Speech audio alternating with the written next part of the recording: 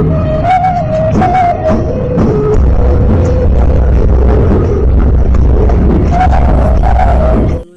जी आपको बताएंगे कि भगवत प्राप्ति होने पर हम कैसे पहचानेंगे कि हमें भगवत प्राप्ति हो गई है। अगर वीडियो अच्छी लगे तो वीडियो को लाइक करें और चैनल को सब्सक्राइब करें और वीडियो को अंत तक जरूर देखें। धन्यवाद। भगवत प्राप्ति हो जाती है तो हम कैसे जानेंगे कि हमें भगवत प्राप्ति हो गई है?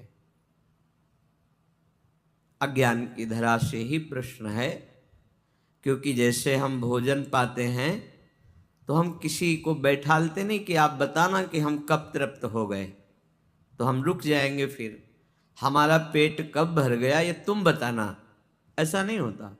हमें अनुभव होता है कि अब हमारी तृप्ति हो गई। ऐसे ही निर्माण मोहा जित संग दोषा अध्यात्म नित्या विनिवृत्त कामा द्वंद्वैर विमुक्ता सुख दुख संगई। ये लक्षण है भगवत प्राप्त पुरुष के। किंचन मात्र भी मान की गंध नहीं रह जाती। ऐसा नहीं कि उसका प्रगट में मान नहीं होता। वास्तविक मान का अधिकारी तो वही है जिसने प्रिया प्रीतम के चरणारविंदों को अपने हृदय में प्रकाशित कर लिया है। जब तक प्रिया प्रीतम प्रकाशित नहीं होते तब तक मान का कोई अस्तित्व नहीं, और जब प्रकाशित हो जाते हैं तब मान का महत्व ही नहीं रहता। वो मान लायक वस्तु नहीं आई, इसीलिए हमें मान प्रिय लगता है। जब वो वस्तु का बोध हो जाएगा तो मान नहीं रह जाएगा। सबहि मान प्रद आप अमानी। मान की गंध भी जिसमें न रह जाए। अमोहा, किंचन मात्र भी किसी से मोह नहीं। श्रीपाद कह रहे हैं धन पुत्र कलत्रादि ममता ममता पदा इति विक्त्वाखिलम वृंदावन मेव च मे वरम। ए भाई, स्त्री में, पुत्र में, पति में, संसार के संबंधों में जो तुम ममता कर बैठे हो, यही अज्ञान तुम्हें जला रहा है, तुम्हारी दुर्गति कर रहा है। ये विशुद्ध पराविद्या के रहस्य को जानने वाले महापुरुष हैं। ए भाई, तुम जो शरीर में, शरीर संबंधियों में ये ममता कर लिए हो, यही तुम्हारी दुर्गति का कारण है। ममता ममतापदा, यही तुम्हें दैहिक दैविक भौतिक ताप प्रदान कर रही है। इति व्यक्त्वाखिलम वृंदावन मेव च मे वरम। मेरी बात मान लो, सब में भगवत भाव करो, सब में ममता मत करो। समता सब संसार में, ममता नित्य विहार में।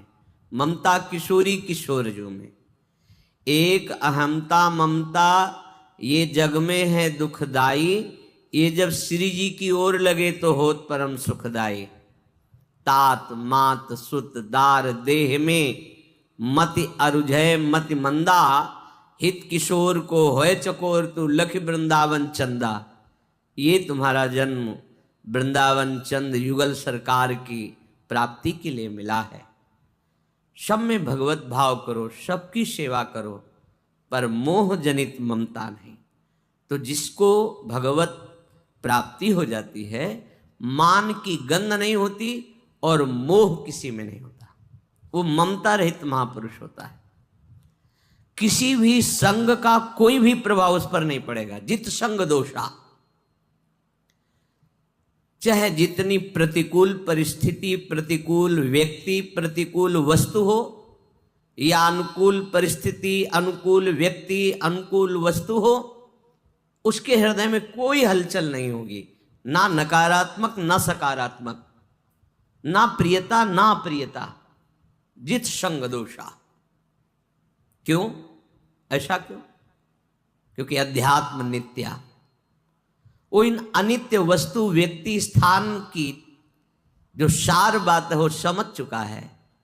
एकमात्र भगवान सत्य है। ये व्यवहार का जो उत्तम अधम, प्रिय अप्रिय, अनुकूल प्रतिकूल, उष्णता शीतलता, निंदा स्तुति, ये सब मायाकृत है। तत्व का अनुभव होने के बाद उसमें किसी से न मान की चाह, ना किसी से मोह और ना किसी का प्रभाव, जित संग दोषा, एक रस स्थिति। क्योंकि अध्यात्म नित्या, अध्यात्म कहते हैं स्वरूप, जो आत्म स्वरूप है, ये अध्यात्म मार्ग, बोले ये आत्म मार्ग है, ये परमात्मा मार्ग है। और नित्य आत्म स्वरूप में स्थित रहता है, इसलिए बाहरी व्यवहार होते हुए भी उस पर कोई असर नहीं पड़ता। विषयान ग्रहणंतु मुंचन्तु वा, या बहिर्मुख पुरुषों के बीच में, या घोर विषयी पुरुषों के बीच में, या एकांत गुफा में, कोई फर्क नहीं पड़ता। अध्यात्म नित्या, क्योंकि वो जित संग दोषा हो गया है। किसी भी संग का कोई भी प्रभाव भगवत प्राप्त महापुरुष के हृदय में नहीं पड़ता, क्योंकि आत्मस्वरूप अपने प्रभु में आसक्त रहता है, सब में अपनी प्रभु की झांकी और विधान देखता है। विनिवृत्त कामा, कोई भी कामना ही नहीं होती, अच्छी बुरी उत्तम अधम कोई कामना ही नहीं होती, स्फुरण ही नहीं होता। जैसे दीवाल घड़ी का जो बैटरी सेल हटा लो तो देखो, सेकंड की सुई सेकंड में, मिनट की मिनट में, घंटे की घंटे में, एक भी नहीं हिलेगी। अविद्या रूपी सेल हट गया, अब भवदाकार एक रस स्थिति है। विनिवृत्त कामा, अब कोई भी वृत्ति में किसी भी तरह की कोई कामना नहीं। ब्रह्मभूता प्रसन्न आत्मा न सोचते न कांक्षते, कोई सोच नहीं, कोई आकांक्षा नहीं। विनिवृत्त कामा, द्वंद्व विमुक्ता, कोई भी द्वंद्व, सुख दुख, लाभ हानि, मान अपमान, शत्रु मित्र, जय पराजय, कोई भी द्वंद्व उसे स्पर्श नहीं कर सकता। बहुत ऊंचाई में स्थित है, कोई भी द्वंद्व उसको विचलित नहीं कर सकता। वो मुक्त हो गया इन द्वंद्वों से। सुख दुख संगई, सुख दुख समान हो गया है। ऐसा विवेकवान ज्ञानी महापुरुष परम पद पर आरूढ़ माना जाता है, अर्थात ये भगवत प्राप्त महापुरुष है। इसी के लिए हमारी साधना है, उपासना है, प्रयास है, प्रयत्न है। मान रहित हो जाएं, मोह रहित हो जाएं, किसी भी प्रकार के विषय वस्तु व्यक्ति स्थान का हमारे हृदय पर ऐसा प्रभाव न पड़े कि हम अपने सतमार्ग से विचलित हो जाएं। नित्य निरंतर अपने आत्मस्वरूप प्रिया प्रीतम के चिंतन में मगन रहें। अन्य कोई हमारे हृदय में वासना, कामना, स्पृहा, तृष्णा न रह जाए। कोई भी द्वंद्व हमें भगवद विस्मरण की स्थिति में ना ला दे। सावधान रहते, क्योंकि हम उपासक हैं अभी, तो हमको सावधान, कोई भी द्वंद्व भगवत विस्मरण न करा दे। बहुत सामर्थ्य है इन विषयों में, ऐसा मत समझना कि ऐसे साधारण है, नहीं। जिस समय एकाग्रता पूर्वक अपने मन को परमात्मा तत्व में प्रिया प्रीतम में स्थित करना चाहोगे, उसी समय अंदर की जितनी वासनाएं हैं, अगर सही भजन हो रहा है तो नष्ट होना प्रारंभ होंगी। साथ में उन वासनाओं को बड़ी सुविधा से भोग सको, ऐसी व्यवस्था हो जाएगी। अगर भोग में लग गए तो जो नाश होना प्रारंभ हुआ था वासना का, वो पुनः ज्यों का त्यों और नवीन संस्कार भोगों के और बन गए। कृपा मत मानना कि जो हम चाहते थे वो सब प्रभु ने प्रदान कर दिया। नहीं, सावधान हो जाओ। आपको जो प्राप्त करना है उसमें ये बाधा है, तापदा, ये ताप प्रदान करने वाली है। श्रीपाद प्रबोधानंद जी महाराज कह रहे हैं, बड़ा आश्चर्य होता है हमें। इदम महच्छोचनम में महाश्च बत विस्मयः न यद वृंदावनस्थोपि राधा कृष्णो भजे दृशात्। मुझे बड़ा सोचनीय विषय लग रहा है कि इतनी कृपा श्री प्रिया प्रीतम जी ने की कि तुम्हें मनुष्य शरीर दिया, तुम भूले हुए भव प्रवाह में बहते जा रहे थे, भव प्रवाह से तुम्हें रोक करके मनुष्य शरीर दे करके अपनी चर्चा सुनवाकर सतमार्ग का परिचय देकर उत्साहवर्धन करते हुए तुम्हें सतमार्ग में आरूढ़ कर दिया। इसमें केवल कृपा ही है, तुम कहीं नहीं हो इसमें। अब सोचनीय बात यह है, इदम महाच्छोचनम में महाश्च बत विस्मयः। मुझे बड़ा आश्चर्य हो रहा है, बड़ा विस्मय हो रहा है, प्रभु की इतनी कृपा होने पर भी तुम्हें वृंदावन लाया गया, प्रिया प्रीतम की चर्चा सुनवाई गई, अध्यात्म का परिचय दिलाया गया, फिर भी तुम प्रेम पूर्वक नयद वृंदावनस्थोपि राधा कृष्णो भजे दृशात्, परम सुख परम रस प्रदान करने वाले श्यामा श्याम का फिर भी भजन नहीं कर रहे। बड़ा आश्चर्य, बड़ा विस्मय हो रहा है। तुम्हारे ऊपर इतनी कृपा है फिर भी तुम समझ नहीं पा रहे। ये देखो, बहुत ध्यान देने योग्य महापुरुषों के वचन हैं। कितना दुर्लभ है सतमार्ग का श्रवण करना। हम प्रायः वही सुनना चाहते हैं जिससे हमारी कामनाओं की पूर्ति हो जाए।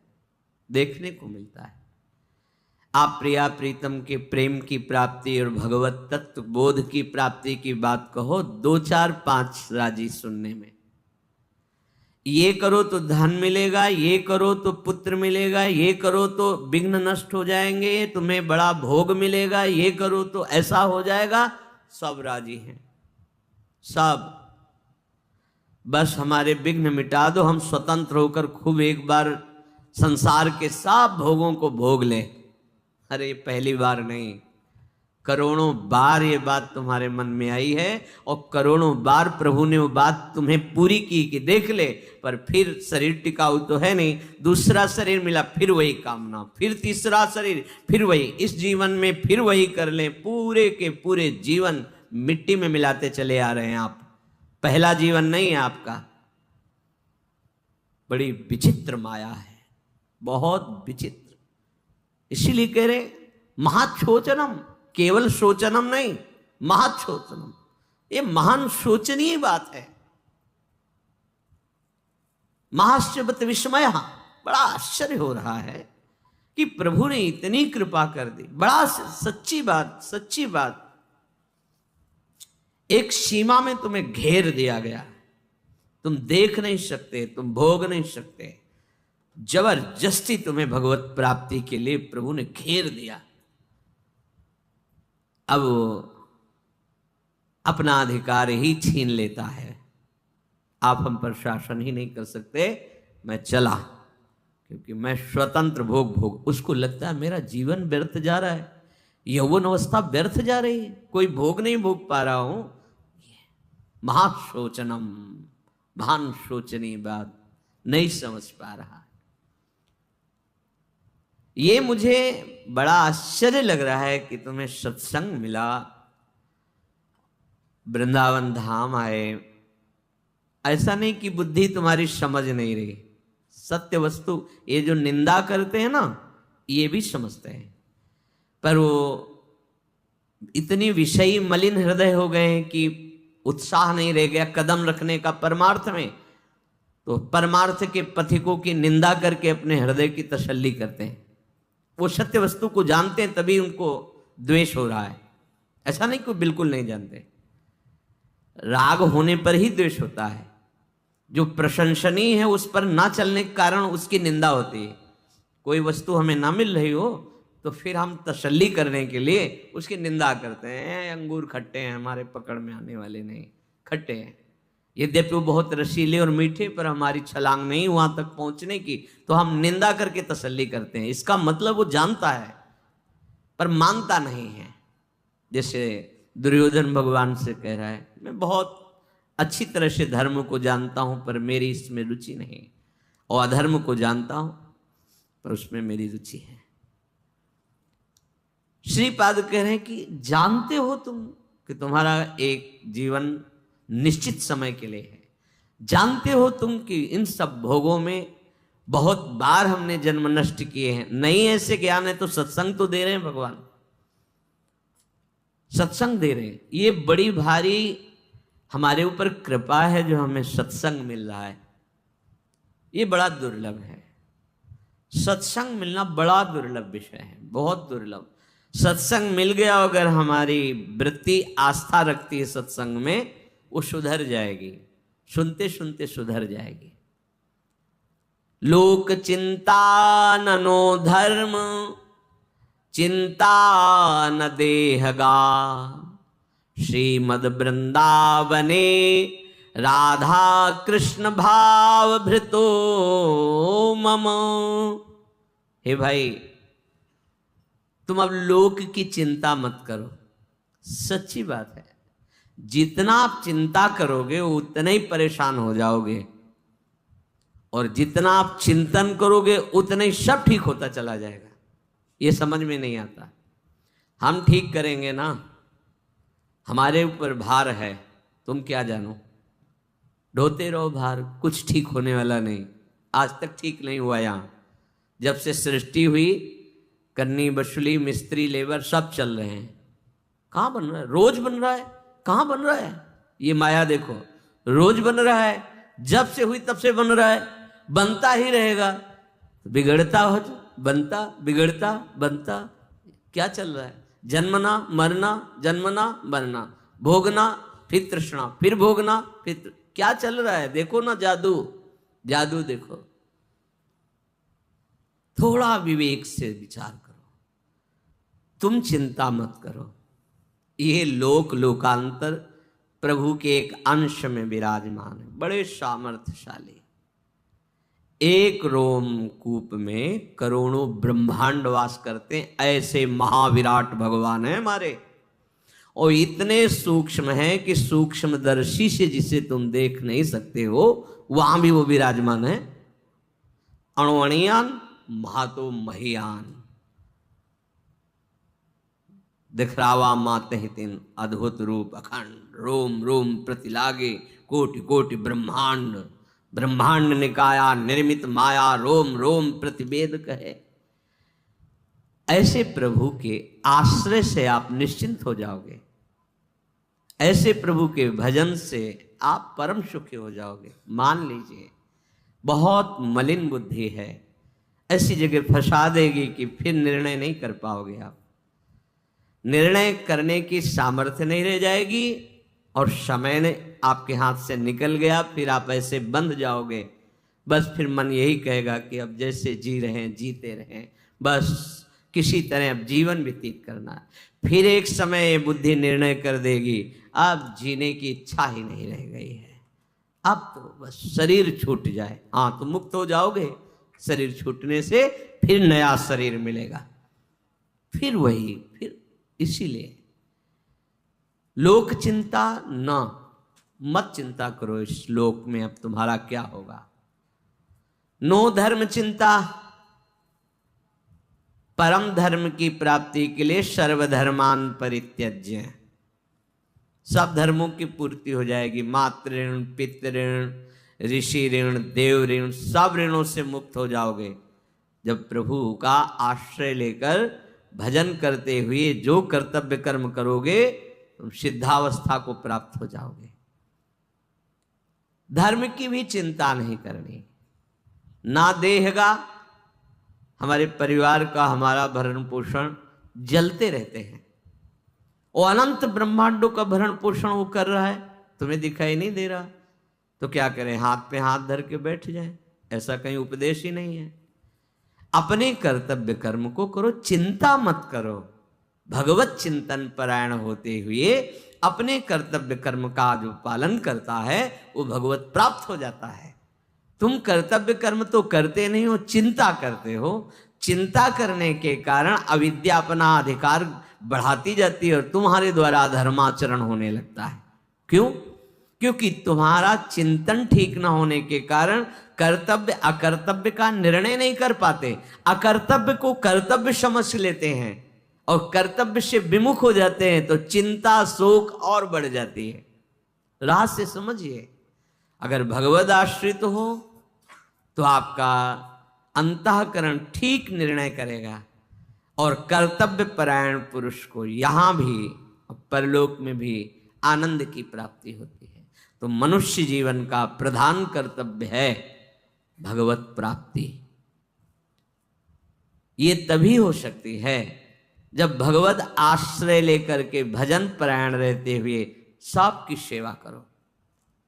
ये दिमाग में अगर बैठ जाए कि भगवत प्राप्ति का बहुत सरल साधन, सहज में समस्त प्रारब्ध को मिटा करके महामंगल मोद प्रदान करने की सामर्थ्य सबकी सेवा में है। सब रूपों में भगवान है, ढूंढने की जरूरत नहीं। जो तुम्हारे सानिध्य में है, ममता रहित होकर भगवत भाव से सेवा करो और खूब भगवत चिंतन परायण रहो, मंगल हो जाएगा। इसी जन्म में मंगल हो जाएगा। चलते हैं भगवान श्री राम के पावन चरित्र का कथन श्रवण करके कलिमल का नाश करते हुए अपने हृदय में अपने आराध्य देव की अनन्य भक्ति को प्राप्त करते हैं। वेद भगवान श्री राम जी सिंहासन में विराजमान हैं, उनकी स्तुति की। सबके देखत वेदन बिनती कीन्ह उदार, अंतर्धान भय पुनि गए ब्रह्म आगार। सबके देखते देखते जो वेद मूर्तिमान होकर के बंदीजन के रूप में आए थे, भगवान का स्तवन किया, फिर अंतर्धान होकर ब्रह्मलोक में विराजमान हुए। उसी समय देवाधिदेव महादेव भगवान शंकर पधारे, पुलकित हैं। देखो, सब ज्ञानी महापुरुष जितने हैं सब इन्हीं के द्वारा दिए हुए ज्ञान से हैं। वंदे बोधमयम नित्यम गुरुम शंकर रूपिणम। ये बोध स्वरूप भगवान आत्मस्वरूप है। ज्ञान खान अगहान जहां बस शंभु भवानी, ज्ञान समुद्र है भगवान। अब आज पता नहीं कैसा ज्ञान प्राप्त हो रहा है, बड़ा आश्चर्य है। अद्वैत भाव को ठीक से ना समझने के कारण, देखो अद्वैत का मतलब होता है दूसरा कोई नहीं है। द्वैत माने होता है दूसरा, अद्वैत माने है ही नहीं दूसरा कोई। ठीक, अब निंदा करते हैं साकार रूप की, साकार उपासना की, नाम की, धाम की, लीला की। ये कौन सा ज्ञान है भैया? वेद ही तो उस परम तत्व का वर्णन करते हैं और मूर्तिमान वेद होकर भगवान का स्तवन कर रहे हैं। श्रुतियां ही यहां की गाय बनी ही आकर के। भगवान गोपाल जी जो गौवें चरा रहे, ये सब वेद की ऋचाएं हैं, कोई साधारण गौवें नहीं, वेद की ऋचा ही है। जे ब्रह्म अजमद्वैत मनुभव गम्य मन पर ध्यावही, ते कहूं जानहु नाथ हम तव सगुन जस नित गावही। वेद कह रहे ये ब्रह्म जन्मा है, अद्वैत है, अनुभव में आता है, मन से परे है, ऐसा हम भी कहते हैं, ऐसा हम भी जानते हैं। किंतु नाथ आपके सगुण साकार रूप में हम आसक्त हैं और इसी का यश गान करते हैं। वेद कहे अद्वैत कोई है ही नहीं दूसरा, तो निंदा किसकी करें? वो अज्ञानी है, चाहे जहां से बोले बैठ के। अगर किसी की निंदा है तो देखो, बिल्कुल सरल भाषा में बता रहे हैं, बिल्कुल सरल भाव में।